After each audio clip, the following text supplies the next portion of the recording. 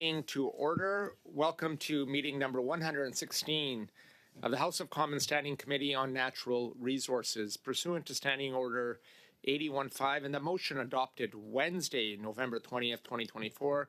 The committee is commencing its consideration of the Supplementary Estimates B 2425, referred to the committee on Monday, November 18th, 2024.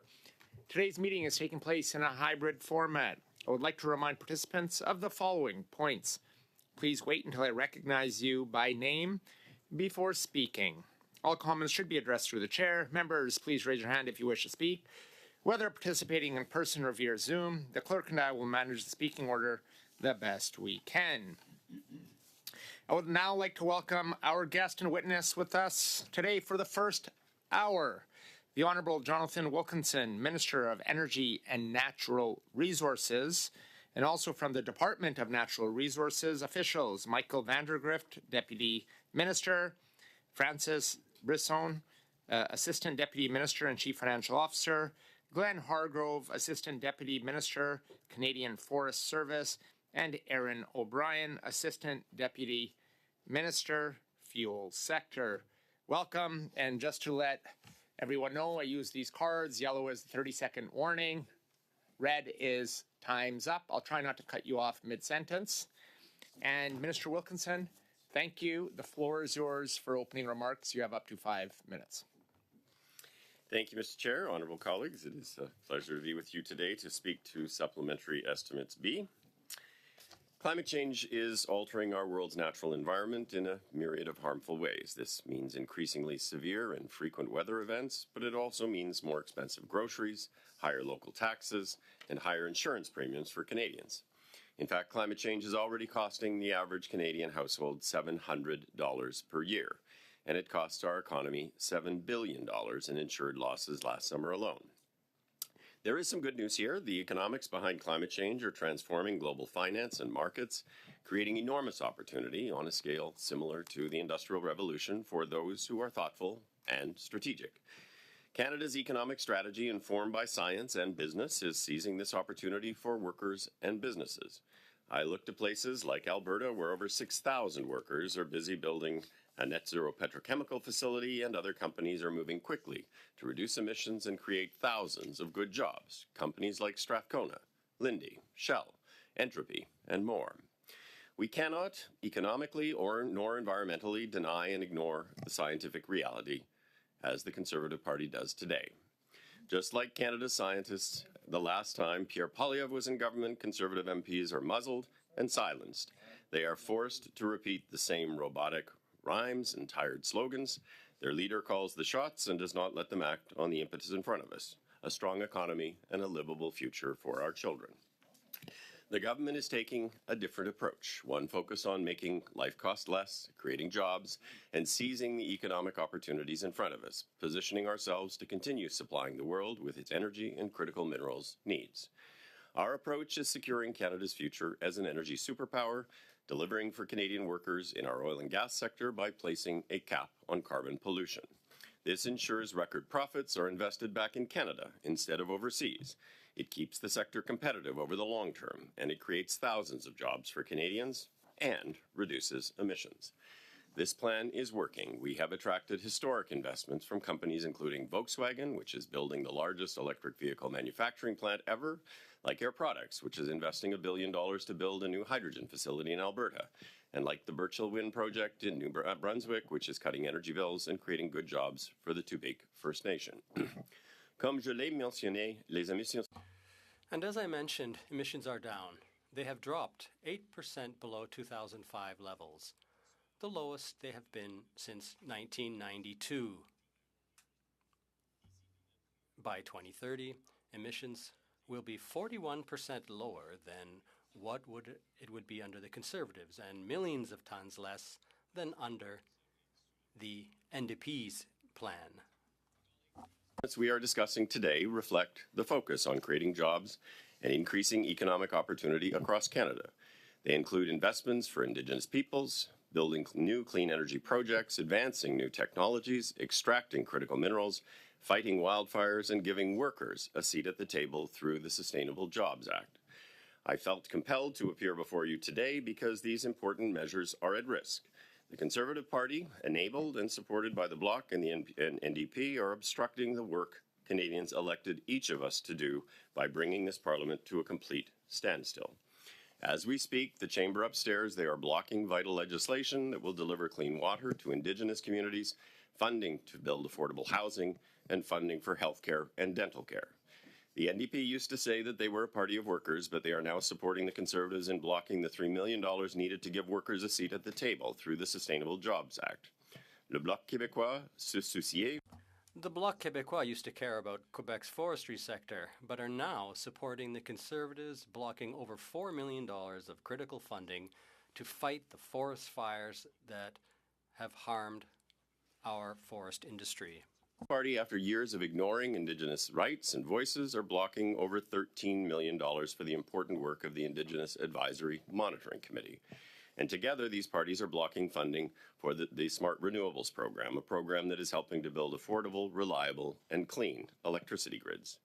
Colleagues, I urge you all to support the estimates as presented and to ask you to each stand against Pierre Poilievre's ridiculous obstruction that is wasting millions of taxpayer dollars, so that we can adopt this funding that will strengthen our economy and fight climate change.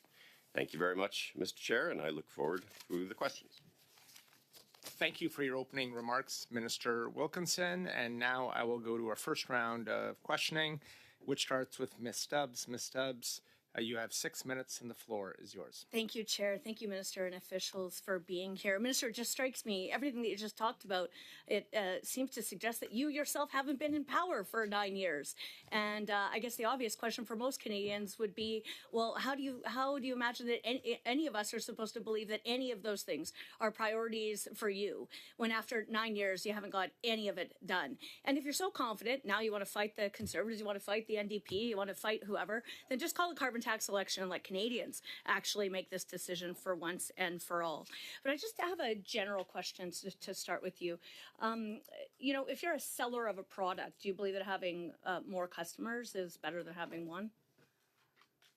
Thank you, honourable member. I would say we have been in power for 9 years. We've made enormous progress. The Smart Renewables program, for example, actually has 71 different projects that have actually generated 2,700 megawatts of power. But what Canadians want to understand is why you are obstructing the work of Parliament, why Parliament is wasting millions of dollars doing almost nothing every day because the Conservatives simply obstruct everything that's happening. Minister Wilkinson, we have a point of order. I'll ask you to hold 1 second. Go ahead on a point of order, Mr. Bruson. I'm just asking, the Minister was providing an answer and Ms. Stubbs kept on interrupting. It makes it really hard to actually hear the answer. So, Mr. Bruson, thank you for a point of order, and I'm glad we've able to raise this right off the top because we want to make sure that the individuals asking the questions ask the questions and the minister has appropriate time to provide an answer. And I would hope that members do not interrupt the individual asking the question, but also the minister who's responding to the question asked. So if you can give him an appropriate amount of time to do so, I think that would be greatly appreciated, and we'll have a smooth meeting accordingly. Thank you, Mr. Bruson, on a point of order, and I am. Do you have a point of order, Mr. Falk? Yes, on a related point of order, I think when the minister's asked a succinct question, he should give a succinct answer. So, Mr. Falk, thank you for your point of order. I'd like to acknowledge that he was just getting into giving an answer before he was cut off. So I want to make sure that we have the ability to ask and answer.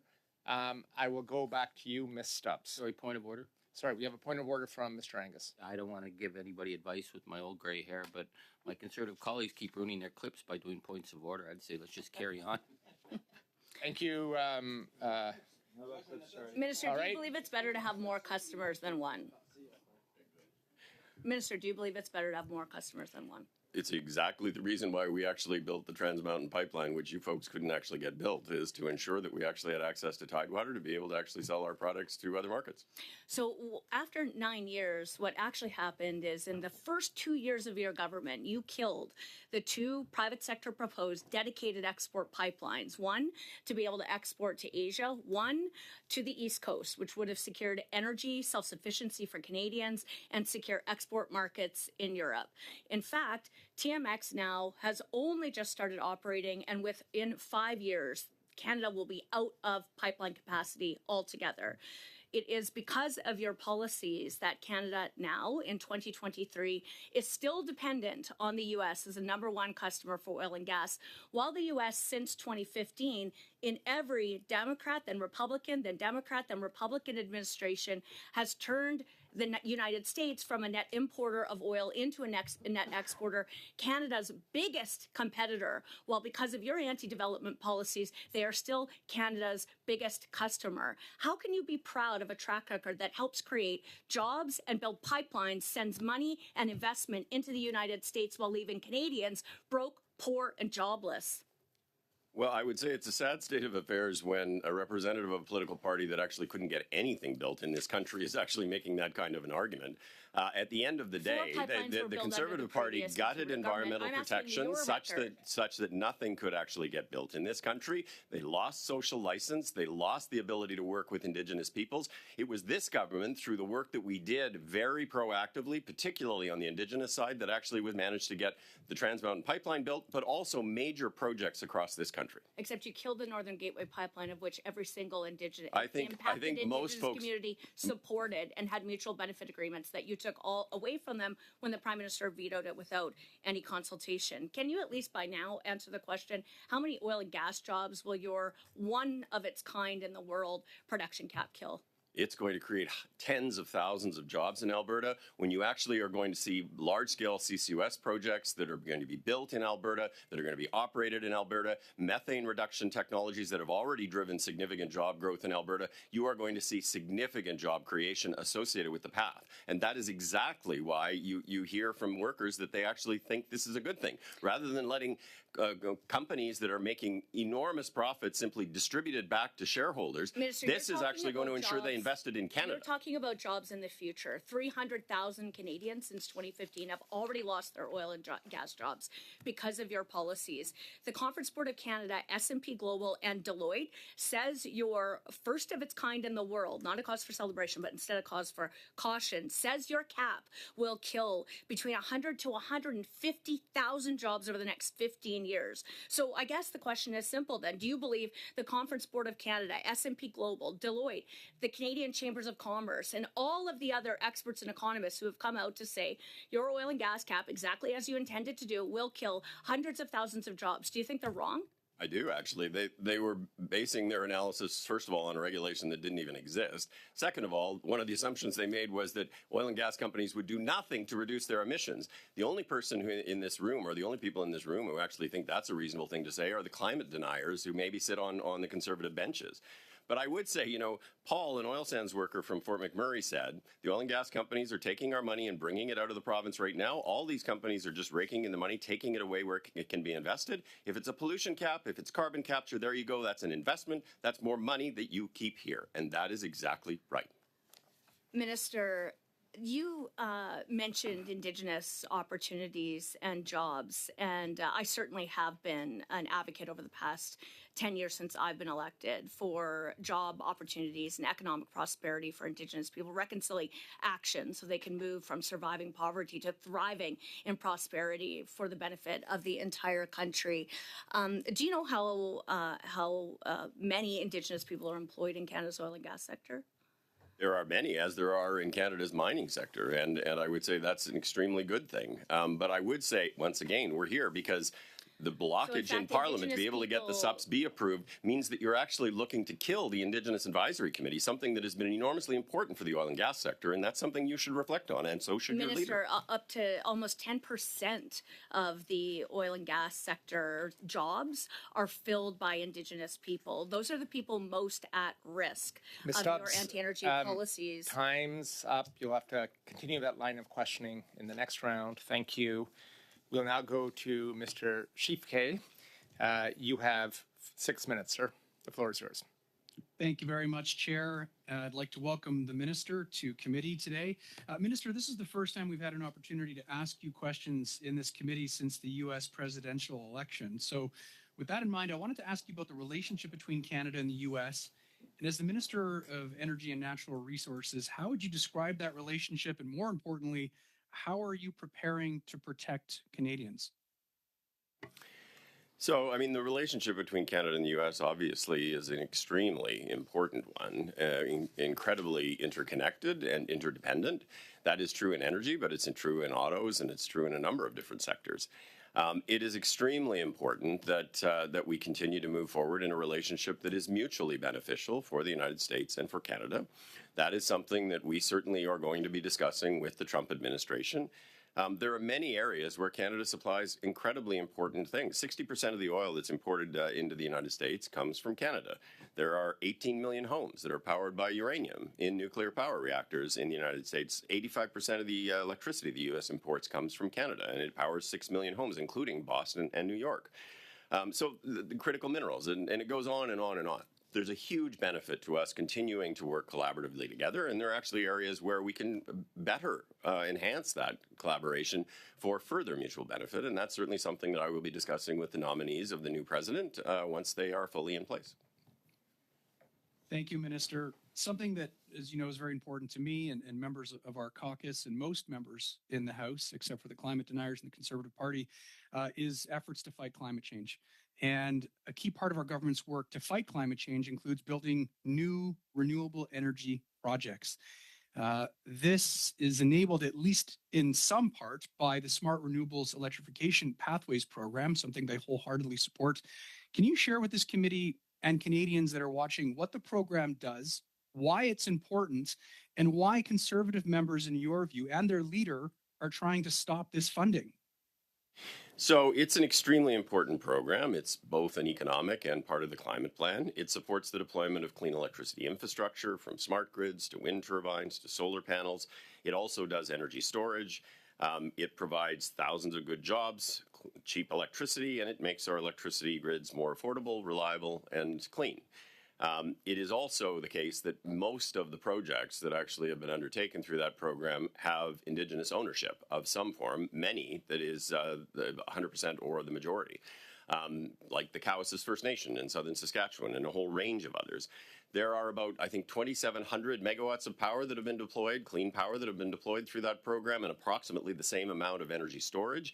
It is enabling us to move forward to ensure that we are cleaning our grid, but doing so in a responsible, reliable way that will be affordable for customers going forward. And again, it is a shame that it is being blocked by the Conservative Party of Canada in terms of money going out to actually build projects in Alberta, in Saskatchewan, and other parts of the country.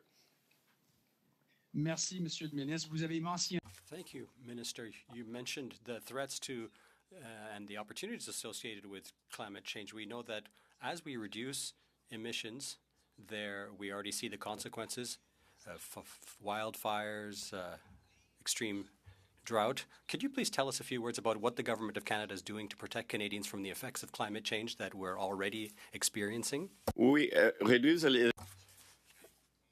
Yes, to slow and fight against climate change. It's important. And our plan is working. But we must also adapt ourselves to climate change that are here and now. And of course, we launched the National Strategy for Adaptation, the first of its sort in Canada, which will enable us to adapt to the growing threat of climate change and to extreme weather phenomena and to mitigate them. We've also invested more than $800 million to fight against wildfires and prevent them. For example, our mission enables us to better identify and fight against wildfires using satellite technology. And in NRCan, in the SUP-B, there are $4.5 million to modernize the land satellite tech infrastructure to support important initiatives such as the mission I mentioned. This is important funding in the fight against wildfires, and it's time for the Conservatives to stop holding up this important funding. Thank you very much, Minister. I really do thank you because this fund is very important for my community. As you know, our community experienced historic flooding in 2017 and again in 2019. And so it's a program that genuinely helps us now and well into the future. Thank you. Thank you. Thank you. We'll now go to our next speaker, and that's Monsieur Smard. Monsieur Smard, you have 6 minutes. Merci beaucoup d'être. Thank you very much for being here with us, Minister.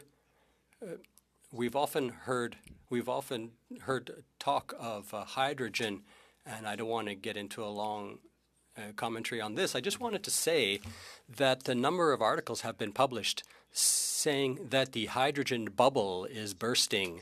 And if you look at the federal government strategy, which is just 4 years old, at the start we heard that $11 trillion that will be created by hydrogen. Just 4 years later, that's been reduced now to $2 trillion. So a drop of 80%, that's quite striking. But I'd like to say something about this, because often we're misguided in our energy strategies. And this is the impression I have when it comes to carbon capture and sequestration. And I have a question that I also asked Madame Freeland, and I'd like to know, beyond the shadow of a doubt, does the government plan to fund the Pathway Alliance through the Canada Growth Fund? Could you say a few words about that, please? So, nous avons, comme vous savez, as you know, we set up a tax credit to support CCS projects. But there's also the Canada Growth Fund, but that's separate and apart from this. It takes decisions with regard to investments in an independent fashion. I think there are exchanges going on with Pathways, but with many companies across Canada. And the Canada Growth Fund has to make the decision itself. And so my understanding then is that often in the media we're not quoted accurately, but in some articles in English, it was said that you and Madame Freeland were in support of funding of Pathway through the Canada Growth Fund, and you yourself referred to the generous tax credits. If I'm not mistaken, it's $12 billion in tax credits. If you add to this the money from the Canada Growth Fund, I think it's really unacceptable. It's not for taxpayers to pay oil companies, and I have in mind what Mitch Cougar from Suncor told us here. He wanted us to believe that oil companies spent too much time on reducing their carbon footprint, and we're going to compensate them with billions of dollars of taxpayer money. I think it would really be misguided for the government to use the growth fund, which is outside the government accounting, and so it doesn't have to adhere to the usual accounting rules. I don't want to put words in your mouth, but what I heard from Madame Freeland here is that she seems to be open to the idea of funding the Pathway Alliance from the Growth Fund, and the English language articles I read seem to say that you also agree with that position. If you say no to us clearly today, I'll believe you. I'm not a conservative. I won't doubt your sincerity. But what I'd like to know from you is if you're willing to exclude outright this idea of funding the Pathways Alliance from the Canada Growth Fund. j'ai déjà dit. As I've already said, the Canada Growth Fund operates independently and takes decisions independently. But the Growth Fund's mandate is to accelerate the development of a clean economy, but also to assist with greenhouse gas emissions reductions. And if it takes positions in line with this mandate, and if it decides to fund actors in the oil and gas sector, I can agree with that. But also if they invest in hydrogen or critical minerals or in other places that are important in their eyes. I know you're not the Minister of Finance, but what you're saying is that there are $15 billion from the public treasury that have been put in the Canada Growth Fund, and you're saying they're completely independent, completely autonomous. They take whatever decisions they want. They don't look for guidance from the government. I think that's a bit strange.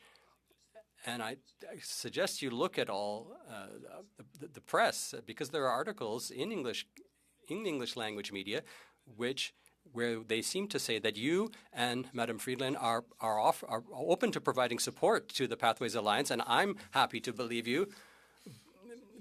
But is this a way for you to meet the objectives that you've set through the CAP? So you're saying you've had no discussions with the Growth Fund to support the Pathways Alliance. I'll believe you. I'm not a conservative. But I think it would be very misguided indeed if there were to be an announcement in the coming months saying that the Growth Fund will support the Pathways Alliance to help us meet the emissions cap. So what do you have to say about that? I said that the Growth Fund makes independent decisions. It operates independently. I have no control over this. Madam Friedland does not direct them to do anything. But, of course, I support the idea of Pathways. I want the Pathways project to go ahead, and that's why we have a tax credit in the first place. We'll now go to Mr. Angus for 6 minutes. Mr. Angus, you have the floor. Chair, this past week, Paper Excellence admitted to European anti-monopoly regulators that, in fact, they are Asia Pulp and Paper. There was a huge public track record identifying the connection between Paper Excellence, Asia Pulp and Paper, and CNR Mas from Shanghai.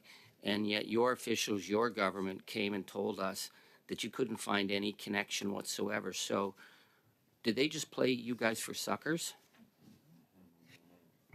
I guess I'm curious, Mr. Chair, what this has to do with the SUPS-B in Natural Resources Canada. The purview, as you will know, Mr. Angus, for the review of foreign investments actually lies with the Minister of Innovation, Science and Industry. And I understand that you are interested in having him come and answer your question, so I encourage you to do that. Fine. So did you provide any warnings or advice to the Minister of Innovation, being that your responsibility is natural resources? When an Investment Canada review is actually ongoing, it has nothing to do with Natural Resources Canada. It doesn't, okay. So, I mean, corporate reputation is everything, especially in forestry. Asia Pulp and Paper had a notorious track record. They launched one of the most intensive burnings in forests of peatlands in Indonesian history that released 1.75 billion tons of carbon dioxide in just a few months. When they took over Northern Pulp and Paper in Pictou, their emissions surpassed the threshold by 100,000%. Did your department track this company at all? As I say... We have a point of order. If I could ask you to hold, Minister Wilkinson. Go ahead, Mr. Bruson. I know that it's kind of loose on this piece, but if perhaps Mr. Angus can help us tie that to the SUPS-B, that would be helpful. Thank you for your point of order. I was just, Mr. Angus, on the questioning, we give quite a bit of latitude, but if you could tie it to the conversation at hand being the supplementary estimates. So I'll let Minister Wilkinson was about to answer, and then you can continue on. Go ahead, Mr. Thank you. As I say, certainly some of the information that you and is in the public media in terms of the behavior of this particular company is concerning. But I would say the government, through the Investment Canada review, obtained a number of different commitments on the part of the company before any decision was made on the basis of a net benefit to Canada. Of course, the government will monitor and is monitoring those kinds of conditions that were actually imposed on the company. But I would say, in terms of a detailed response with respect to a lot of these issues, I encourage you to invite the Minister of Innovation to come and answer your questions. We will be. The issue, I guess, is whether or not there was any responsibility for natural resources to look after our forests when we gave it to such corporate bandits. So we had a former manager at APP Shanghai offices speaking to Canadian media that the whole intention of Asia Pulp and Paper taking control of Domtar and Resolute was that, quote, it's a fiber grab. They want to keep the perception that Paper Excellence is an asset of Canada, for Canada, and by Canada. But in reality, it's a feeder for the Chinese machine. Are you looking into whether or not our mills and our forests are being used by Asia Pulp and Paper as a feeder for the Chinese machine? As I say, as part of any Investment Canada review, there is an ongoing monitoring of the behavior and the commitments the company has, and I encourage you to have that conversation with the Minister of Science and Innovation. So I also would raise the question, though, again to the chair, what resources- does this have to do with SUPS-B? Well, what does it have to do with your department to look after our forests? I guess that's my I question. think I was invited to be here to actually talk about SUPS-B, and normally you talk about what it is that you actually were invited to come, Mr. Angus, and I'm not Okay. sure how this relates to that at all. Okay. Well, we had the problem. You see, Mr. Wajea, Jackson Wajea, refused to testify before our committee. I mean, that's unprecedented when someone just says, "No, I don't care what you think," and yet he's controlling 22 million hectares of forest. Now, you're probably smarter in math than I am, but that's bigger than the size of Nova Scotia. When Premier McNeil in Nova Scotia went to meet with Mr. Wajea, he went to Shanghai to the CNR Moss building. We've been told that Mr. Wajea's office is in the headquarters of APP at the White Magnolia Plaza, which is also known as CNR Moss Plaza in Shanghai. Could you tell us where Mr. Wajea is? I don't know Mr. Wajea, and I don't know where his He's the office man is, who's in so control of 22 I would have a million hard hectares time of giving you forests. a sense of that. Well, I guess I'm just concerned because So, Mr. Angus, I just want to pause once again.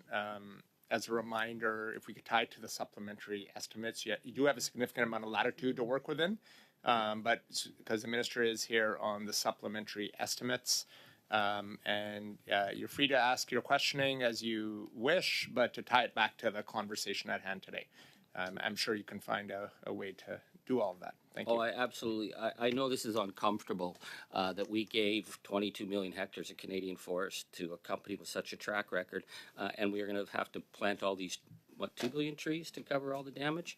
But I just want to follow up that Mac Anderson, who worked at Mackenzie Fiber, testified to the BC legislature that Paper Excellence was owned by CNR Moss, which your government denied. And then he said the, quote, guys at Shanghai were reviewing what I was doing. So if this is a Canadian company in the Canadian interest, operating and looking after our Canadian forests, are you concerned at all, or are you looking into the fact that our forests are being directed by the guys in Shanghai?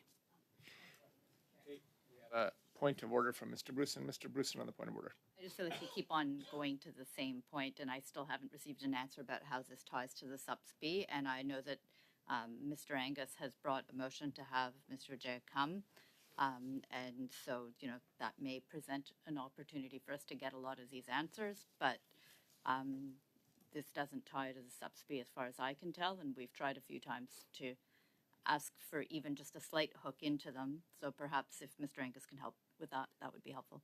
Well, I absolutely would. I would love to have the Paper Excellence study, but my colleagues and the Liberals are filibustering it, so we can't ask these questions. So the only chance I might get is the minister in charge of Canada's forests. So I guess I'm concerned that that this is being controlled from Shanghai. I know the workers are concerned. We have some great mills that we want to protect and we want investment in. So I'll just ask on a simple question: is your department concerned that decisions about Canadian forests are being directed out of Shanghai? Again, the Investment Canada review, which looks at all. Still haven't gotten. Right. I still haven't gotten that slight hook into the SUPS-B. It's pretty light. Truth hurts. Truth hurts. I'm not respectful. about truth. She can interrupt me all So thank she you, wants, Mr. but it's Bruson, a on the simple point of question. order. Mr. Angus, I'm going to turn it back over to you. You know, thank you're an you. experienced parliamentarian. You have 15 seconds or so, 15 so I'm going to let seconds. you ask your question and let Mr. It's the only Williams question I've answer. wanted to ask. Are you and is your department concerned whether or not our forests are being controlled out of Shanghai? Simple question. As I say, the review of foreign investment goes through the Investment Canada Act, and the requirement to ensure that all of the obligations and the commitments through that process, once one is approved, rests with the Minister of get that, Industry. but I would asked if you're suggest that you concerned. actually invite him to Are have you that concerned? conversation.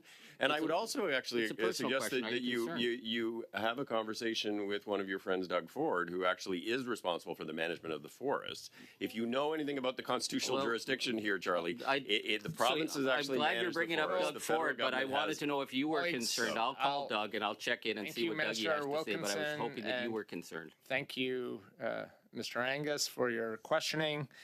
We unfortunately have to move to the next round of questioning. And now we'll go to Ms. Stubbs. Ms. Stubbs, you have 5 minutes. Thanks, Chair. So just to finish off where we were, Minister, 13,000 Indigenous people, of course, work in jobs in the energy sector. As you know, Indigenous people make up about 4% of the national workforce, but 8% of the energy sector. Indigenous people make 3 times more in the oil and gas sector than they do in other sectors. Indigenous women, in particular, make very much more than others in other sectors. There are lower unemployment among Indigenous people in the oil and gas sector than the rest of the economy. And so I just wonder, how is it that knowing that the oil and gas cap, because every expert says so, will kill hundreds of thousands of Canadian oil and gas jobs, how can you possibly justify bringing through policies that will kill the jobs, the livelihoods, and the future aspirations of those people you always say you care about most? Well, I mean, Ms. Stubbs, that's just factually untrue. And in fact, the way in which the oil and gas cap is defined is we expect to see a 16% increase in production, not a decrease in production, an increase in employment, not a decrease in employment. And we've brought forward mechanisms like the Indigenous Loan Guarantee Program, which is sector agnostic, to ensure that Indigenous people can participate not just as workers in the sector, but as owners in the sector. That is absolutely a fundamental part of what we are working to do. Minister, your claims that it will create jobs and increase production make just absolutely no sense, because after 9 years, your government has left Canada completely landlocked, dependent on one customer, the United States, which is now our biggest competitor. Within 5 years, Canada will be completely out of pipeline capacity. Therefore, production will be cut. Therefore, oil and gas workers will lose jobs. Therefore, a priority group among them who will be hurt the most will be Indigenous workers in oil and gas. It is deeply alarming that the Natural Resources Minister of Canada seems to have no clue about that.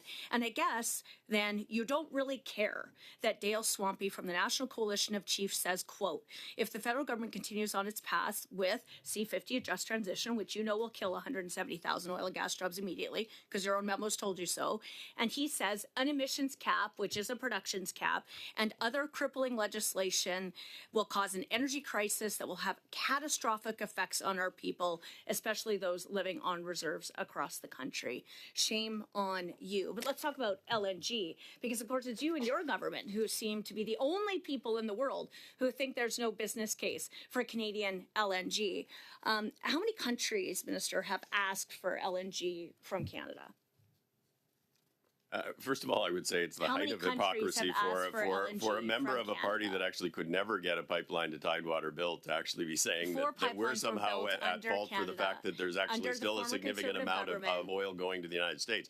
We are the first government that actually was able to get a pipeline built, and that's because we respect the environment and we respect Indigenous peoples, unlike the Harper Conservative governments, which did not respect either. Minister Wilkinson, I'm asking you to hold there. Colleagues, we need to have one individual speaking at a time, the individual asking the question, and the minister to have an opportunity to answer the question, because it makes it very difficult for interpreters to interpret when we have multiple microphones on and multiple folks speaking. So please feel free to ask your question, but please provide the minister enough time to provide a response. Great. The question so I'm going to go back to you. Great. The question was, how many countries have asked Canada for LNG? There have been 6 LNG projects that have actually proceeded to the decision stage during the 9 years we've been in government. 5 have been approved. One that was rejected by the government of Quebec. The answer is 7 countries have asked for LNG from Canada: Germany, Poland, Japan, Ukraine, South Korea, Greece, and Latvia. Your Prime Minister, your government said there is no business case. So, in fact, Canada is exporting 0 LNG right now. But in the exact same time that you guys have been in government, the U.S., of course, has skyrocketed ahead to export LNG. Then the Biden administration announced a pause. You still dithered and delayed and roadblocked Canadian LNG out of Canada. Mexico went to race ahead. Now, in addition to the tariffs that Trump is threatening on Canada, he has also said they're going to ramp up exporting LNG again.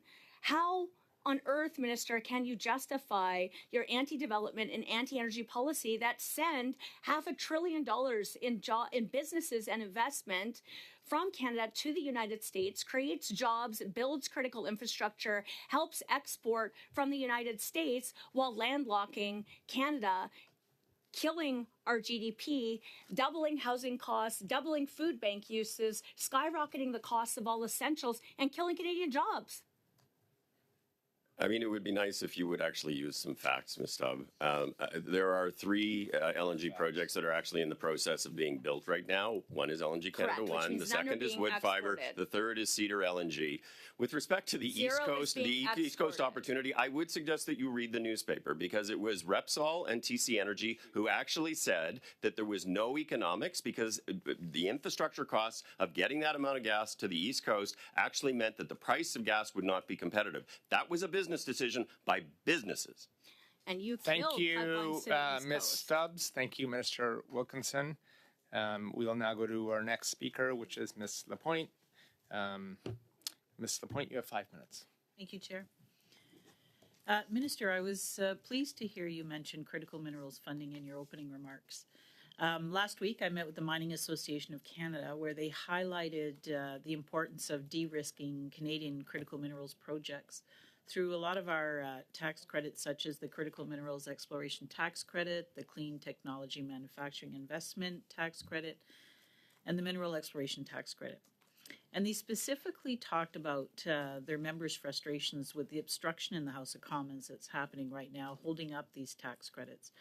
I told them I would speak with you about their concerns at the first available opportunity, and so here I am, asking you, what are the consequences to the sector and Canada's economic growth as well overall if these tax credits continue to be held up? So I very much share the concerns of the Mining Association of Canada. These are measures that are designed to help produce critical minerals that our allies need and process critical minerals. And that's important in the fight against climate change. It's important to help our allies from an overall energy security perspective. And it's critically important in terms of reducing dependence and reliance on China. These have been delayed for months now because of the Conservative obstruction in the House. These will help our mining sector create millions of jobs, or hundreds of thousands of jobs, and billions of dollars in economic activity. It's pretty shocking that at a time when the cost of living is up, the Conservatives would block measures that will create such good-paying jobs. And to be honest, aid the government of China in terms of increasing its dominance with respect to critical minerals and critical minerals processing.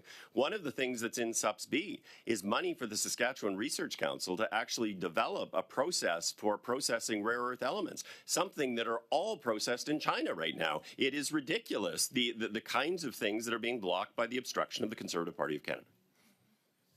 Minister. I'm a member of the Defence Committee, and we had the Minister of Defence appear at our committee meeting last week to speak about the critical importance of moving forward with the supplementary Estimates B. And one of the estimates item I noticed in the Defence is a transfer from Defence to NRCan to support the Canadian Safety and Security Program. It's my understanding that your department needs this funding to purchase equipment in support of nuclear emergency response. So can you elaborate on the equipment that is required and why it is so important? Sorry, I missed the beginning of that question. It's the national, the supplementary Estimates B of Defence. Yep. It would see a transfer of monies from Defence to NRCan to support the Canadian Safety and Security Program. Right. So the Department of Defense and NRCan actually work very closely together and increasingly close together in the area of critical minerals. People often think of critical minerals in the context of battery-related minerals in particular, but also uranium and potash. But there are an enormous number of critical minerals, often rare earth elements, that are actually significantly important in the context of defense applications, like scandium, for example, which the Americans actually need in the context of their defense program. So some of the transfers that go on between the departments are about actually aiding the work that NRCan is doing, as we are the lead with respect to critical minerals. It is extremely important, again, extremely important that we are passing these SUPS B through the House so that we can actually continue the work that is critical, yes, to fight climate change, but for the economic future of this country and to ensure that we are not so dependent on China. So, Minister, we spent a great amount of time at this committee and in the House of Commons working on and talking about the Sustainable Jobs Act. And it's important that we include workers' voices and that we advocate for their future through the clean energy transformation. It's something I believe my colleague Charlie Angus has often talked about in terms of the importance of the Sustainable Jobs Act. So can you speak to what the jobs funding in the estimates are for? Yeah, I mean, as you folks know very well from the conversations here, the Sustainable Jobs Act is a pretty straightforward piece of legislation that received a lot of support from industry and workers. It was to bring workers and industry to the table, along with government and Indigenous organizations, to see how we actually grow the economy and actually build a clean economy for the future, creating sustainable jobs in every province and territory in this country. The money in here is actually to stand up the Secretariat that will do a lot of the administrative work, and the council, which actually will have labor, industry, Indigenous, and environmental representatives on that council to help provide advice to the Government of Canada. It is extremely important, and we need to be moving forward. Again, the obstruction of the Conservative Party of Canada is just delaying work getting done and wasting millions of dollars. But I would also make an appeal to the NDP leader. This was a bill that Mr. Angus worked very, very, very much on and was an important part of. And my appeal is for the NDP leader to stand with workers, listen to them. They want to get this done. Thank you. We'll now go to Mr. Smart. Mr. Smart, you have 2.5 minutes. Merci. Thank you, Chair. I'd like to come back to the Growth Fund, because your answer earlier doesn't seem logical to me, and I'll tell you why.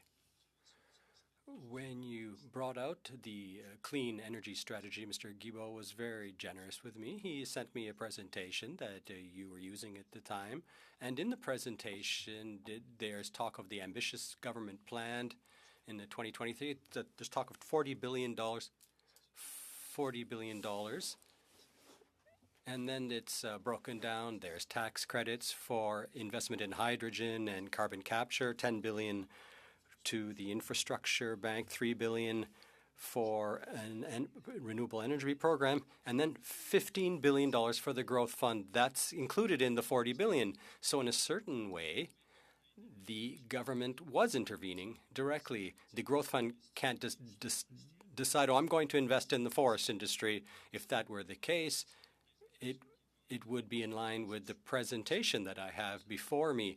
So the growth fund takes decisions to invest in energy-related decisions. If they make such decisions, they will ask you about it. You're the minister of that portfolio. So let me just repeat my question. Are the $15 billion of the growth fund going to be used to support the Pathways Alliance? As I've already said, we created the Canada Growth Fund. We spent $15 billion. We drafted the mandate for projects that reduce greenhouse gas emissions, but also for clean projects that will grow the economy. But the decisions concerning these investments are for the Growth Fund to make and for the investment experts that work at the Growth Fund. It is quite independent from the government when it comes to the government to the investments they make. So if the Canada Growth Fund decides that we think there's an opportunity in the auto sector, they can invest in the auto sector. If they say, oh, there's an opportunity in the mining sector, they can invest there too. So why, in a presentation that comes from the Department of the Environment, it said that the $15 billion will be used for clean energy, for CCS. Thank you. And now I'm going to go to Mr. Angus. C'est pas malheureusement, c'est heureusement, le temps est fini. We're going to go to Mr. Angus for 2.5 minutes. Thank you, Chair, and it's always great having you here, Minister. We've spoken many times about critical mineral projects that are ready to go ahead and other ones that will never go ahead. And the difference is going to be on consultation and Indigenous consent.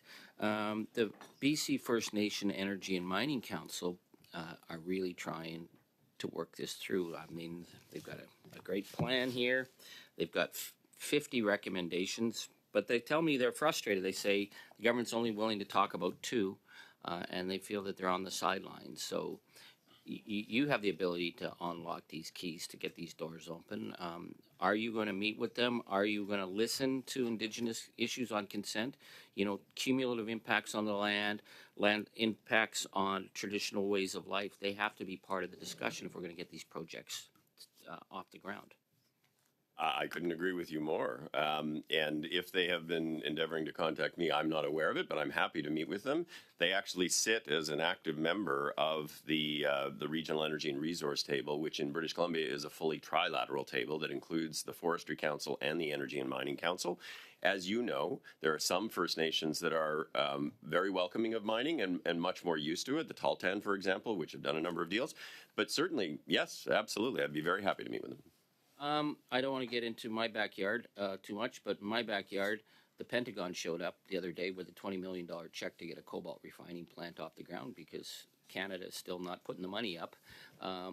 So I guess my question is, you know, the Americans have been way out in front on this, but now we also have Trump coming in, and he's sending a signal that, I mean, he cares even less about the climate than Mr. Poilievre. So are you guys gaming out what it's going to mean for us to maintain a critical minerals economy if one of our main partners decides that they're going to backslide? And secondly, why is it that we're seeing like the Pentagon coming in and buying up Canadian projects when we're not getting the money out the door to support them?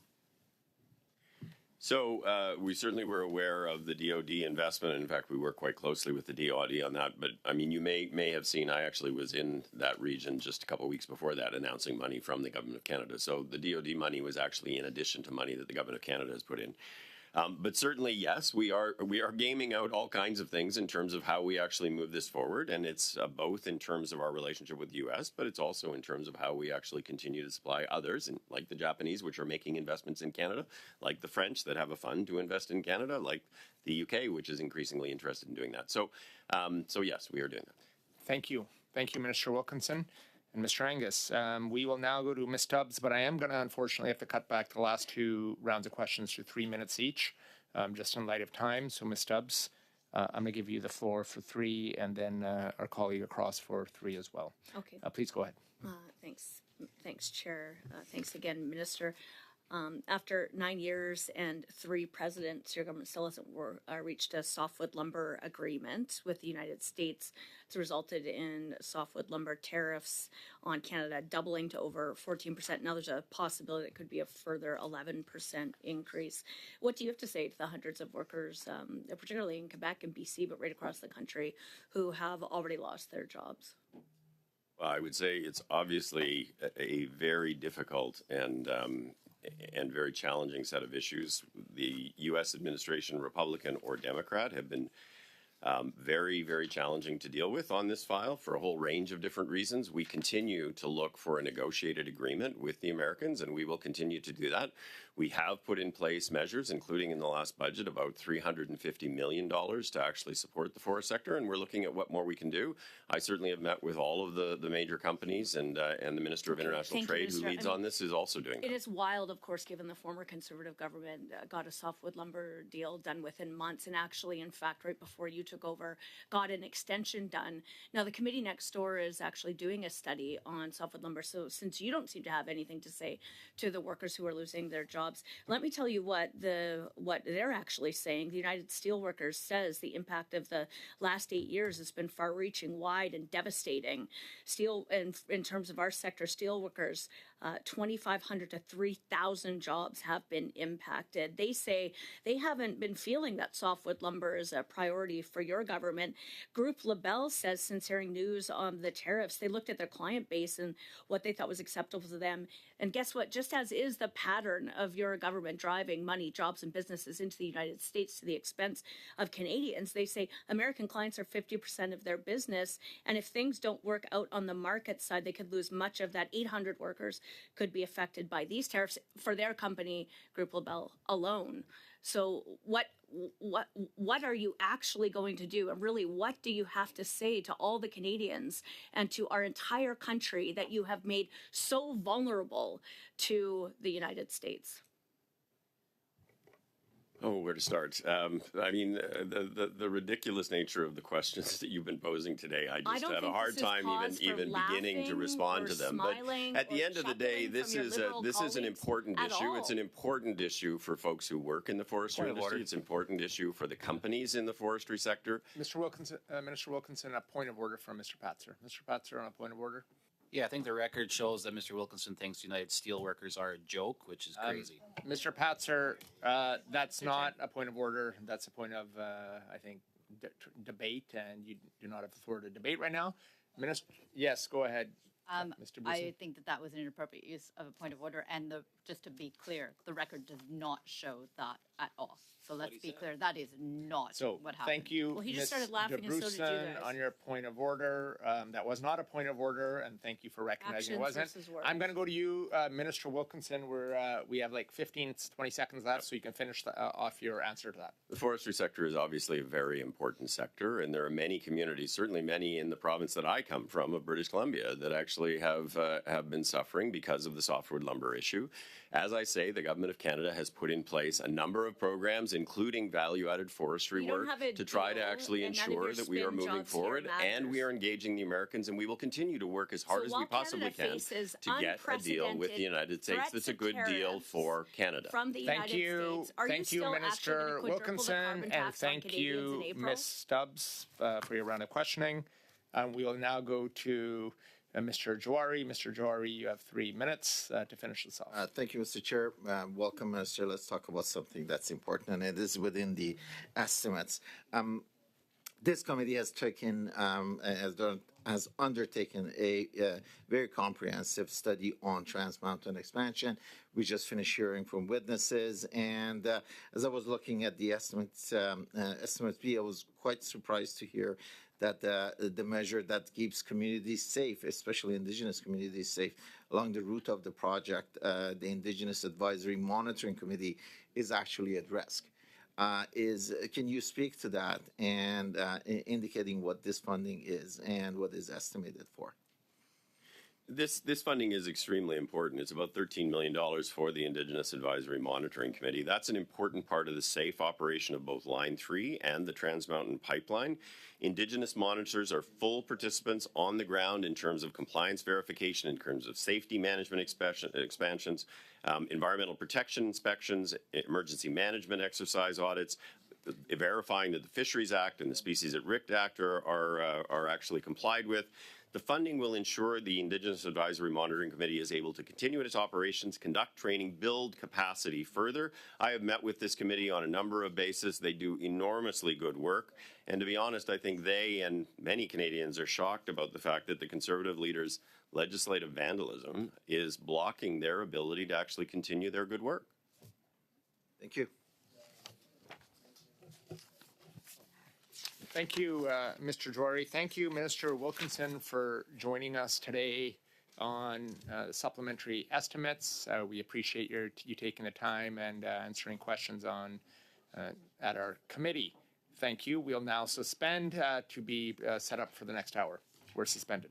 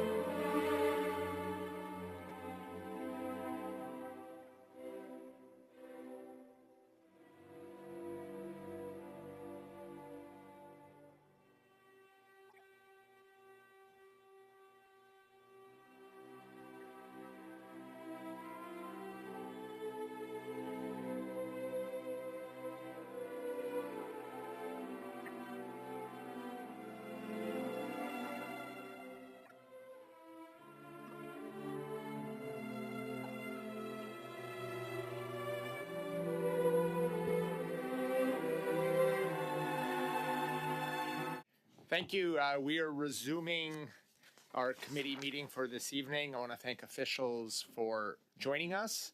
Thank you. And we're going to go right into our first round of questioning for the second hour. And Mr. Falk, you have the opportunity to lead us off. You have 6 minutes. Thank you, Mr. Chair, and thank you to our officials for joining us here this evening. It's good to have you here to talk about the supplementary estimates. Your department is committed to planting 2 billion trees. How's that going? Thank you, Mr. Chair, for the question. We're committed to this objective, and we've made a lot of progress in the last year. We've now reached 716 million trees that have been committed to. The planting program is progressing. It's obviously a very ambitious program. We have 7 years left in it. To give the committee extent of the work to date, we're planting at 2,500 sites across the country, for example, working with partners across the country, reliant on provinces and territories who are responsible for the vast majority of forests in the country, private sector and others. So we're making progress on it. In the supplementary estimates, there's some transfers between the DND and your department, I think about 1.4 million. Are they planting trees for you? Or are you planting trees for them, or who's doing what?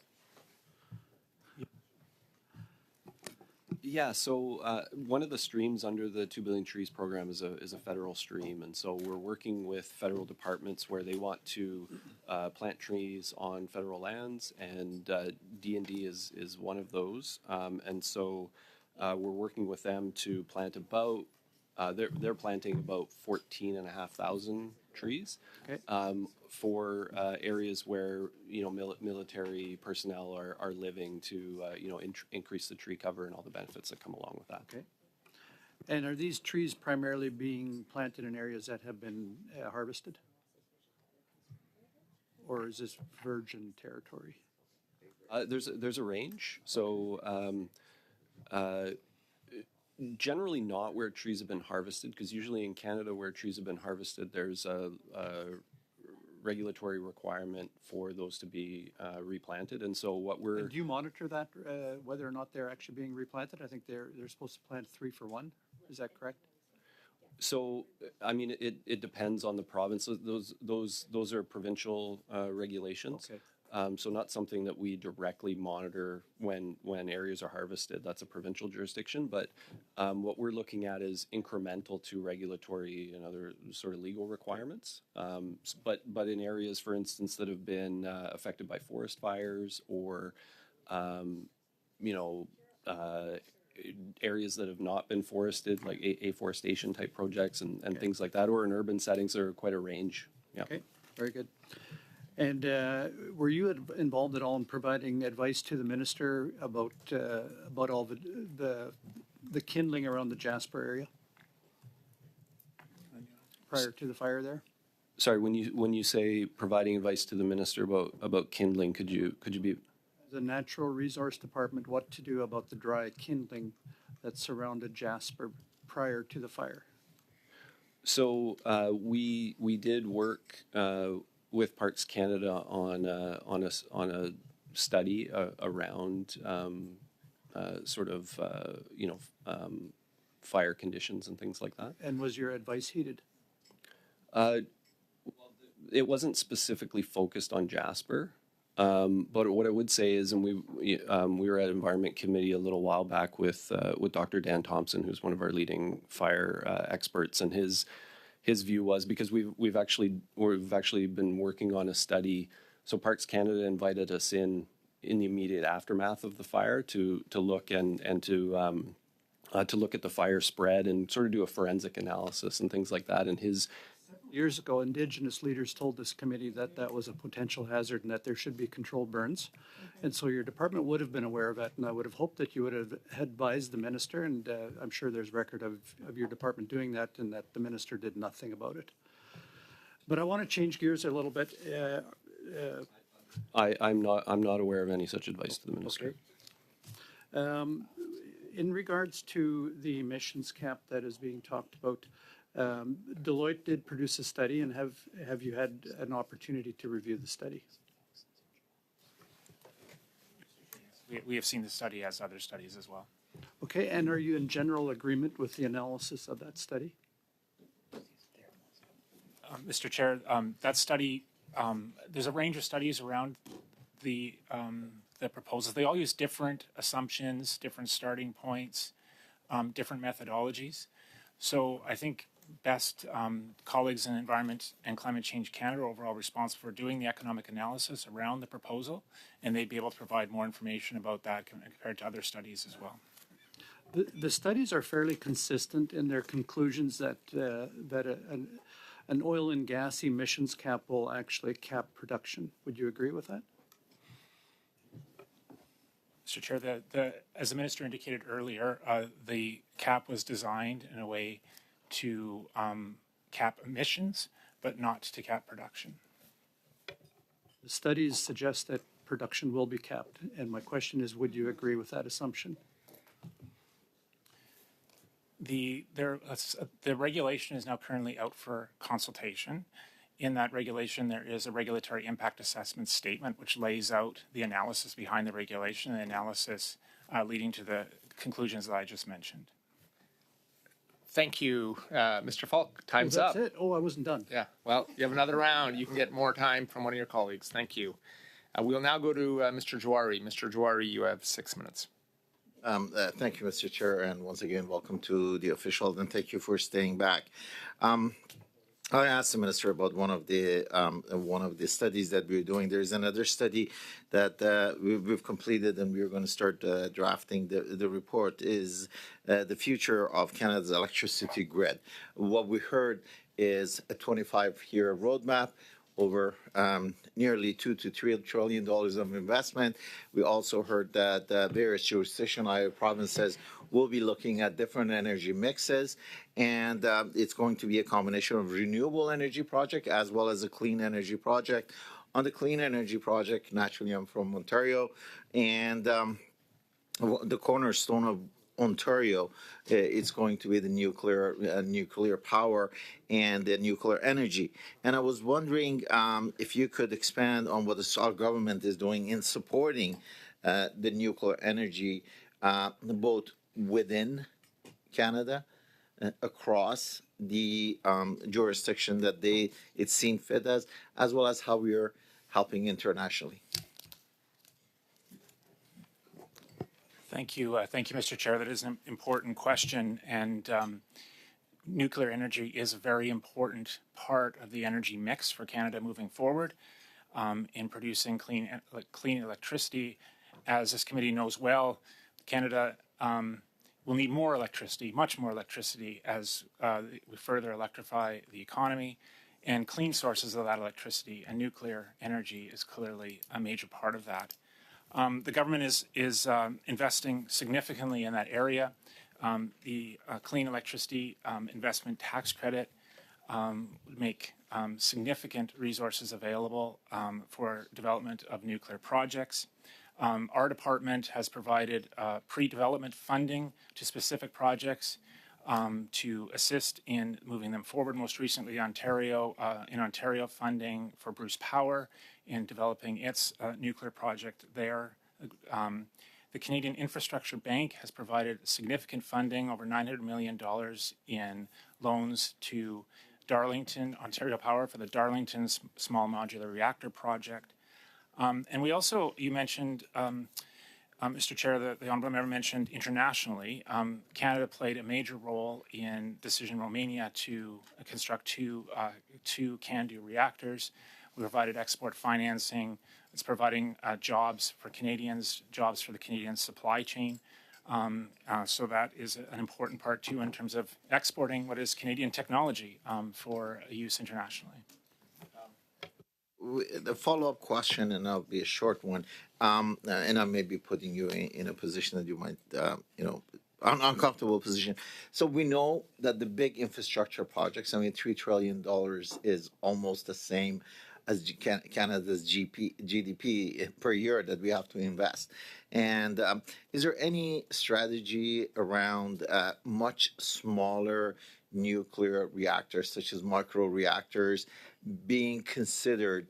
And Westinghouse is developing one, and then putting it more on the private sector hand to be able to set up, for example, a clean energy as well as a renewable energy farms, which is a combination of geothermal, wind, solar, as well as micro reactor, and use it for whatever they need to, for example, vertical farming, and give the rest of it back to the grid. And that way, probably we could see our way through the 25-year and to $3 trillion. Mr. Chair, that's a very interesting question, and certainly they're starting to see more trends of private industry looking at and developing their own energy sources, electricity sources, right, where they can source their own industrial processes, decarbonize their industrial processes, and also be able to give back to the grid. So there's talk of, for example, small modular reactors being used in more industrial settings. The Saskatchewan Research Council is experimenting with a microreactor, as you referenced, for example, as potential technology that could be deployed more readily in those kind of settings. The Department, Natural Resource Canada, is funding through its Energy Innovation Program, funding work in geothermal, for example, to try to develop that technology, show how that can be used. There may be potential in that as well. So I think that's a really interesting concept about how you can both decarbonize industrial processes, but also contribute to the grid. Thank you. With about a minute left, I'm going to go back to the estimate B. So NRCan is requesting funds under 3 voted appropriation over $5 million. Minister talked about the $13.3 million for grants and contribution funding to support the Indigenous Advisory and Monitoring Committee. Can you expand on the other two, the $15 million for grant and contribution for smart renewable and electrification pathway? And if you have time, can you talk about the $7.5 million on the Polar Continental Shelf Program? Mr. Chair, if I could invite my colleague Ronaldo Gentil to speak to the Polar Continental Shelf Program, since he lives that program every day. So the Polar Continental Shelf Program received $7.5 million, and of course, the program itself supports logistics and provide logistics supports and to a number of folks, especially in the research community, as well as our colleagues from D&D, and as well as academia. So that $7.5 million goes towards providing the logistic support that is needed for aircraft, as an example, and to acquire some of the goods that is needed. Thank you, and I ran out of time. Thank you very much. Thank you. We'll now go to Monsieur Smard. Monsieur Smard, you have 6 minutes. Merci beaucoup. Thank you, Chair. I mentioned this to the Minister earlier. I recall that you had tabled a hydrogen strategy which said that there was a potential market of $11 trillion just 4 years ago. And in April, NRCan revised the number, saying that the potential was more like $2 trillion. And so drafting a broad industrial strategy and then seeing that the potential actually dropped by 80%, that must change quite a bit, I imagine. And as you know, there are tax credits for hydrogen production. Perhaps you fault Bill C-49 as well and all that entailed. My impression today is that the hydrogen bubble is bursting, and I wonder if at the department you've reviewed the strategy, you've reviewed the financial support that was meant to be dedicated to that sector. Mr. Chair, thank you so much for the question. You're right. Back in 2020, the government did publish an initial hydrogen strategy for the country. I'm sure, as you can appreciate, this is a new industry that is developing globally. And its development is certainly not linear. And so just a few months ago, we had published a progress report. You're right that the forecasts in that report have been revised significantly. Partially in response to, I think, market developments, but also there were changes in terms of the methodology used. In terms of the potential for hydrogen, we see continued potential as a low carbon pathway as part of the energy transition. There's significant potential, for instance, for hydrogen to help decarbonize hard to abate sectors, notably heavy transport, for instance. Our forecasts would indicate there are approximately projects that are in development that are worth up to $100 billion across the country. The potential of hydrogen, I think, is also supported by the IEA's most recent WEO study that also indicates that it will be an important pathway to the energy transition. Merci. Thank you. I'm not a fan, but I'm not a great fan of McKinsey. But even McKinsey said that they're reducing by 70% the forecast potential for the sector. And a number of people had sounded the alarm. I discussed from the Rothschild Institute, who said in 22 or 2021 that hydrogen was a bubble and that there would not be a market for hydrogen because the cost was far too high and that market development seemed questionable at best. And now the government has a comprehensive strategy on hydrogen with money allocated to it. And when I look at the literature on hydrogen today, I see that the market just doesn't exist. So is there a mechanism enabling you to review your strategy? I'm not sure it's a good idea to let just believe developers who get money for hydrogen projects, keeping in mind that the hydrogen project will never go anywhere because there's no market and because the production costs are outlandish.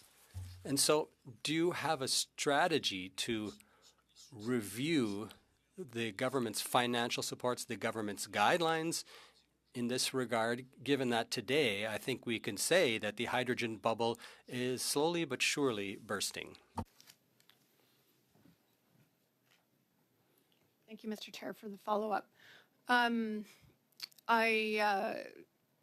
are a number of different aspects, I think, involved in terms of the development of the hydrogen sector and different ways or methods in terms of creating low-carbon hydrogen. And so you're right, to the extent that we're developing supply chains globally, particularly to address what the market typically calls green hydrogen. And we have a number of projects that are under development on Canada's Atlantic coasts that would or are preparing to supply markets in Europe, notably with Germany. We're currently negotiating a co-financing window with Germany. And that continues to advance apace, although, as I say, the complexity in terms of the supply chain, so making sure that we're ready to ship the hydrogen from our shores and that Germany, for instance, is ready to receive. There are a number of moving parts, but there is a real commitment on behalf of governments and industry to make that happen. On Canada's west shore, or west coast, we're looking at developing hydrogen from natural gas stocks. And so the economics of that market are very different. We feel that Canada can be very competitive in that market and, in fact, are looking to pursue export opportunities in Asia, notably Japan and South Korea. Merci. Thank you. Time's up, and now we'll go to Mr. Angus. Mr. Angus, you have 6 minutes. Thank you. It's been 2 years since the finance minister announced the investment tax credits in order to kickstart a clean energy economy. Which tax credits are available and which ones are still waiting to launch? Exactly right. So, Mr. Chair, thank you for the question. The carbon capture utilization and storage tax credit is available. The clean hydrogen tax credit is available. The clean technology tax credit is available.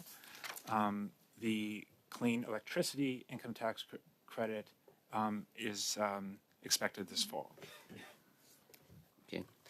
And what about the critical minerals investment tax credit? Yes, that is available. Well, the critical, it's under the clean manufacturing income tax credit is the one That's what it's going to be? Clean manufacturing. Yes, it is. Sorry, excuse Okay, me. yeah. I guess again, I'll say my frustration. I mean, when it comes to whatever big oil wants, carbon capture, they were all pronouncing it for clean energy. We're still waiting. But that's not your responsibility. That's the elected officials. I'm concerned about the critical minerals tax credit because what I've been told by people in the industry is that you need a 90%. That's the threshold. I mean, ore bodies don't exist in isolation. Critical minerals are usually found in base metal deposits. So you're going to have copper, you're going to have zinc, you're going to have a whole variety of ore that you're going to go to. And the benefit of all that is that some of those ores are going to pay your freight to make your mine operable. So at a 90% threshold, many of our critical mineral deposits are not going to be eligible for the tax credit. Mr. Chair, if I could, we're very aware of that issue that has been made aware to us from stakeholders, as is the Department of Finance. And it's our understanding that issue is going to be addressed through amendments. Have you got a sense of where you'd put that threshold for eligibility? It would be a 50%. 50%? Okay, thank you. One of the other things that's has been raised, and God forgive me for ever saying that some big companies should actually get government money when they should be paying for it themselves. But we have many projects that will take years to go through permitting, but we have other projects that are on sites in traditional areas, traditional mining areas where we have the ore bodies. Getting them in First Nation license was going to be pretty straightforward, getting the environmental. But the costs are going to be in production, in the development mining, shaft sinking, drift mining. That's expensive. And that is something I think companies should pay for themselves. But in order to get us into the game, has there been discussion about like a window of tax credits to actually kickstart in certain areas? Like, say, for example, Thompson, Manitoba, you know, there's deposits there that would run that community for another 40 years. It would be a benefit that would pay back. Have you looked at whether or not to give a 2 or 3 or 4 year window for companies to access that, so that we're getting these minerals to put into the economy now? I guess I could say, Mr. Chair, is that the Department of Finance is obviously responsible for tax policy. So we certainly have discussions with them all the time about opportunities where we see where there can be additional benefits and where there's opportunities for growth in the mining sector, and addressing, and we hear, like you, where there's areas of opportunities. I guess I would say we do talk to the Department of Finance about that, and ultimately it's their decision in terms of tax policy and tax rules. Yeah, I get that. I think it's just that actually knowing the industry, because it's a very particular industry in terms of what we could get. We could bring up copper production dramatically if we had certain tools. That may not be something that finance pays attention to, so I'm trusting you to do this job for us. I want to ask a bit about the 2 billion trees. I mean, there's been a lot of questions about it, but, you know, a tree is not a tree is not a tree, and planting 2 billion trees may make a little difference or not much unless they're done strategically. For example, industry loves their conifers. They make money on them, and they burn. Deciduous trees are climate friendly, but they don't have an economic value in the same way that a pine forest does. Have you planned out with foresters the kind of trees, the mix of trees, and where those trees are going to be planted, or is it just trying to hit those numbers so that you can get a press release out? Mr. Chair, this is very much part of planning and making sure that the right tree is planted in the right place. But Glenn, why don't I ask you to elaborate on that? Yeah, so it's a great question. I mean, we have, when projects are being proposed, we have review committees with experts who take a look at these things to make sure that the right tree is planted in in the right place at the right time. I mean, you mentioned industry kind of interests. Again, I'll just repeat, we don't. These aren't commercially driven kind of projects.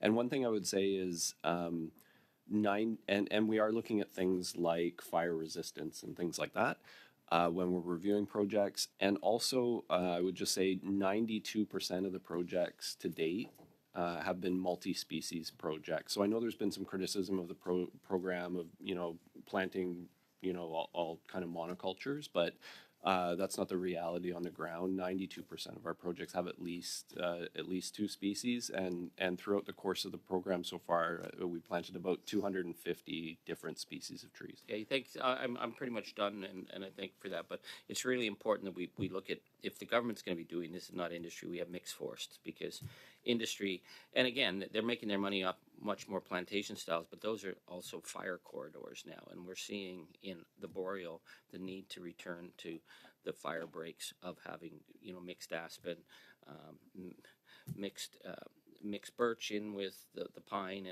and the others. We need to have that balance. So I think that has to be the frame that you're looking at. Thank you, Mr. Angus. Now go to Mr. Patzer. Mr. Patzer, you have 5 minutes. Thank you very much, Chair, and to the officials for being here. I'm just wondering, how much money has the federal government spent on orphan well cleanup on Indigenous lands, on treaty lands? I don't have that at hand. Mr. Chair, thank you for the question. That funding for cleanup of orphan wells was provided by the Department of Finance, and so I would suggest that the question would be best answered by those officials. Right. Now it's, natural resource development on reserve land is a federal responsibility for the department. So I'm just wondering, on the back side of that, on the cleanup side of it as well, just wondering, do you think you'd be able to table, do you think you'd be able to come back with that information with the committee and table a document that would have that broken down by province? Would that be possible? Mr. Patzer, we have a point of order. Mr. Bruson on a point of order. Clarification, but I'm just wondering, Mr. Patzer showing an interest in this motion now, is that expressing his interest in actually supporting our motion into orphan abandoned wells? So, thank you for everyone. Thank you for your point of order, Mr. Bruson. As you also said, it's not a point of order, maybe a point of clarification. We don't use point of clarifications on that, but I appreciate you raising it, and it is not a point of order. But Mr. Patzer, I am going to go back to you so you can continue on. Thank you, Mr. Chair. I know it's a sore point for the government, seeing how they forced the province of Alberta to return $137 million that they were intending to use to clean up orphan wells on reserve land. So I was just curious if the government is actually serious about it, if there was actually any effort put into doing it. Is it possible to get that information and have it tabled with this committee? Because natural resource development is the federal responsibility on Indigenous lands. I mean, we can follow, Mr. Chair, we could follow up with the Department of Finance on behalf of the committee. Okay, thank you very much. I would really appreciate that. When the minister was here earlier, he was talking about carbon capture, utilization, and storage facilities. I don't believe his assertion on all the jobs being created here. But I'm just going to play ball for a second. Let's just say there will be tens of thousands of jobs created. How many carbon capture facilities will have to be built in order to create tens of thousands of jobs? There must be some data out there somewhere for him to make that claim. There must be some information available to back that up. Yeah, because they need to offset about 500,000 jobs in total. Mr. Chair, I think what the minister was referring to was the full range of activities involved in decarbonizing the industrial sector and decarbonizing the oil and gas sector, one of which is carbon capture and storage. There's methane reductions. There's a large number of technologies that we put in place in terms of reducing emissions, and I think the minister was referring generally to those types of projects. And those types of projects require engineers, all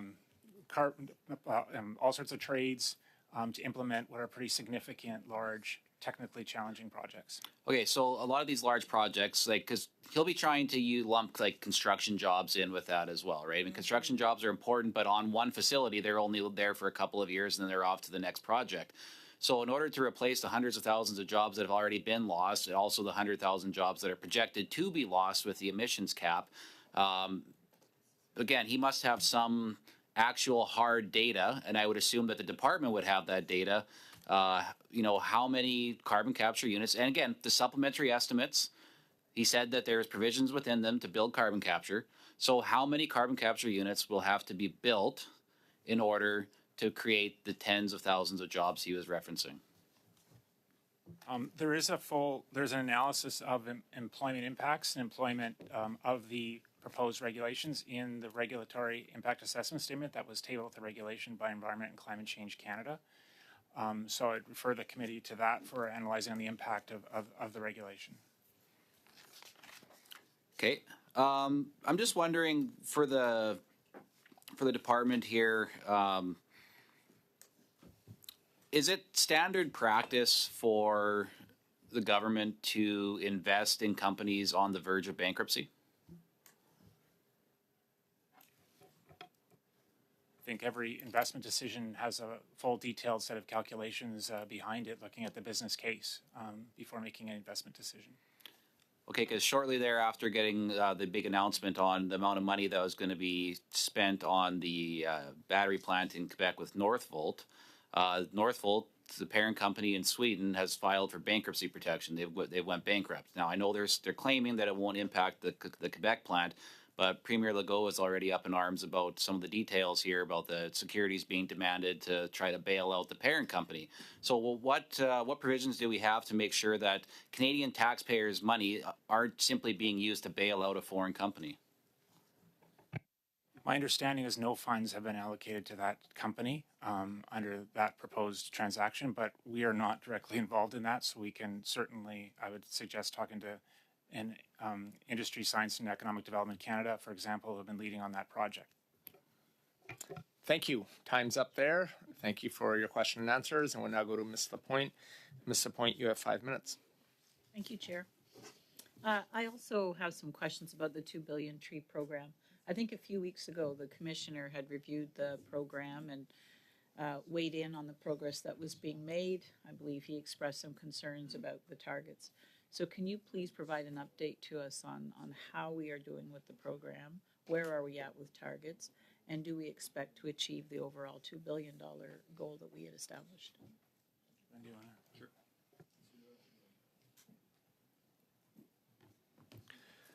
Thank you for the question. We've made really significant progress since the commissioner did his study of the program. So right now we have agreements in place or under negotiation to plant 716 million trees. So that's nearly triple what it was a year ago.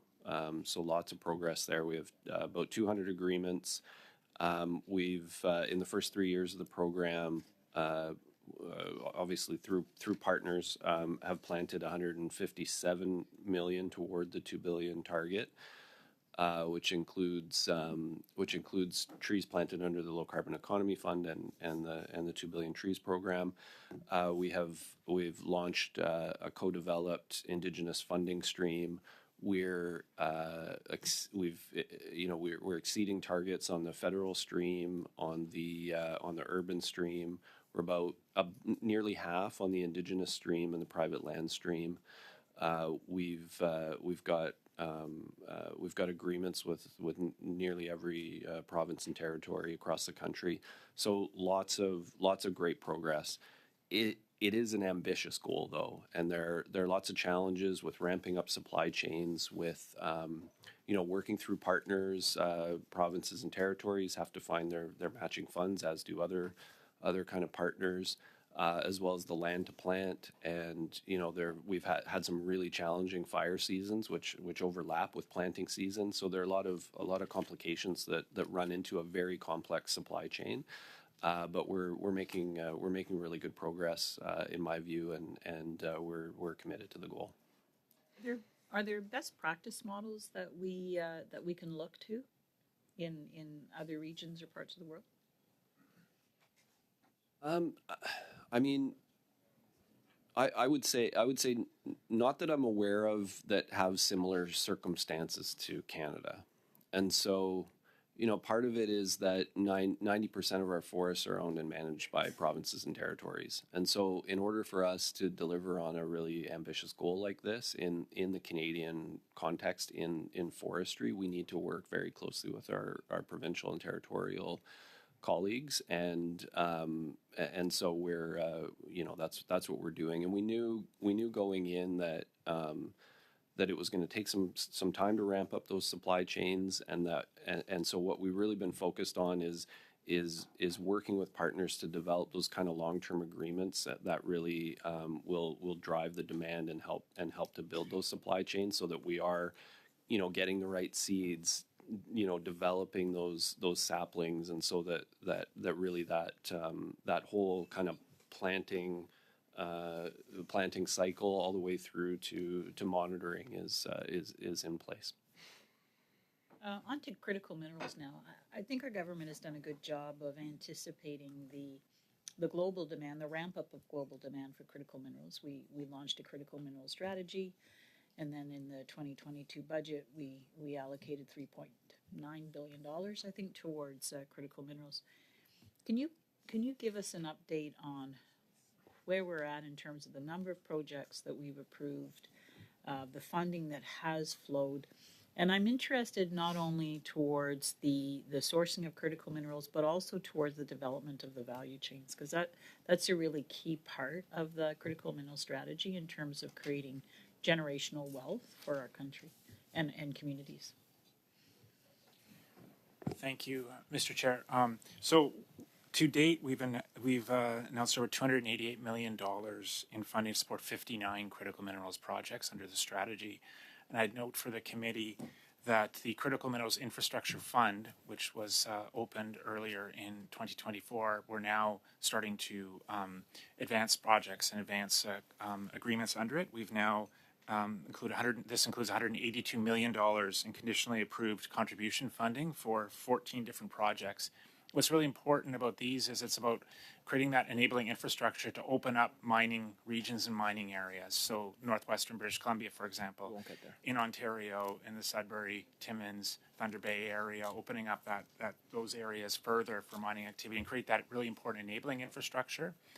And then with our colleagues who run the Strategic Innovation Fund, looking at supporting projects in the processing side, so that value-added side, for example. So a project, there's a Vale project in Quebec that has now received funding to advance on producing nickel sulfate in Canada. So it's trying to build that supply chain in the country, which is really, really important, as you know. Thank you. Time's up. I know there's lots more to ask. Thank you. Now we'll go to Mr. Simard for 2.5 minutes. Mr. Simard, go ahead. You have the floor. Merci. Thank you, Chair. I'd like to quickly turn back to the 2 billion tree program. Initially, what I had understood about why it wasn't working is that there was a fear perhaps not in your department, but in global affairs, that these trees would be harvested. I know there are currently negotiations with the Quebec government and that this problem seems to have been avoided. But I'd like to hear what you have to say about this, because it's not quite coherent that you, in a plan to plant trees, we don't look at the trade agreements we have, and that 70 years will have gone by, and I think by then trade agreements will be very different from what they are today. But I'd like to hear confirmation or denial from you. Is it the case that what slowed the tree planting program was disagreement with global affairs? There was a fear that the trees would actually just be harvested. Merci pour Thank you for the question. I'm not aware of any major concerns from global affairs. I think what's been challenging with the program has been ramping up such a complex supply chain and working with partners. And so that's why we've been focusing on those areas to get long-term agreements to ramp up the production that's needed and to ramp up the planting through those long-term agreements. And I can speak to the question about trees being harvested. You're right. I mean, in most regions of the country, trees aren't harvested for a minimum of 60 to 70 years. So, what we're looking at is making sure that the trees that are planted are incremental to normal activities and to any regulatory requirements, and in doing so, we're making sure that we're permanently increasing forest cover, and having those long-term benefits. Oh, mais je trouve ça intéressant. Mr. Unfortunately, time is up. Thank you. We will go to Mr. Angus for 2.5 minutes. Mr. Angus, you have the floor. Thank you. Mr. DeMarco, our Environment Commissioner, says that the 2 billion tree plan is based on a lot of creative accounting. Have you done any audits on the survival rates of the tree settlements, the tree plantations? Do you have a sense of what's actually getting out the door and what the survival rates are? Go ahead. So I think when Mr. DeMarco was talking about creative accounting, I think he was mainly referring to the inclusion of the trees planted under the Low Carbon Economy Fund in the totals. I'll just say that was always part of the design of the 2 billion trees commitment. To your question about survival rates, we have a long-term monitoring plan, which is actually one of the follow-ups to Mr. DeMarco's audit, and so part of it is site visits that we would normally do under any kind of under most at least contribution programs, but we're also looking at monitoring through remote sensing, use of drones and things like that, and we also get reports from companies, and so we've not yet done an audit on survival rates, but we're gathering data to help inform those kinds of that kind of analysis. I guess my question, and sorry, Mr. Angus, it's still pretty early in the program. I totally understand, and tree life is much longer than we tend to exist as politicians.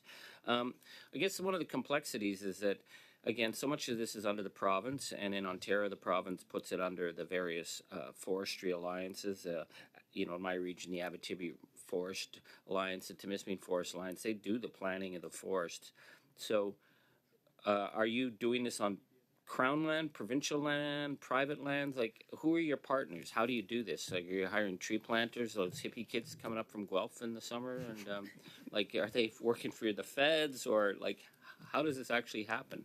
Yeah, no, that's a great question. So when we're working with provinces and territories, we're providing the funding to them, and then they are, and based on their plans and that sort of thing. And so for instance, in the case of Ontario, they do have their own kind of process for determining those planting. So I'm running out of time, but quickly, how do you know that you're not just paying them for something that they had to do anyways? Are these 2 billion new trees as opposed to? Mr. Angus, you're actually out of time, unfortunately. So I think you got the question. I'll give you, if you can just do it very quick. Sure. We have experts who review proposals, and we do follow-up monitoring, and those sorts of things are part of the agreements, as well as we have, for instance, an agreement in principle with Ontario and other provinces that talk about the goals of the program and the incrementality and the goal of permanently increasing forest cover. Thank you. We'll now go to Mr. McLean, and Mr. McLean, I'm going to give you 4 minutes. And then we'll finish off with the next speaker after that. Go ahead. Yeah. Mr. Deputy Minister, oil sands emissions have been reduced by 26% per barrel in the last 20 years. Do you agree? I don't have the exact figure in front of me, but I know that emissions intensity thank you. is reduced. When you set the emissions cap, you were looking at 250 organizations that gave you input over the past year on how these emission caps would roll out. And it seems like everybody that was involved, the oil and gas production industry, the financial industry, they're all telling you that this is unattainable unless you cut production by 1 million barrels a day. Of the 250 organizations, how many of the rest of them were environmental organizations, NGOs, that you listened to in your department? Mr. Chair, if I could just be clear for the committee, as this regulation is produced by Environment and Climate Change Canada, not by Natural Resources Canada. Our role in it was to provide advice on okay, technical your minister was there at the announcement, so I think it's relevant how many of these people, because you actually do fund some of these organizations that give this input.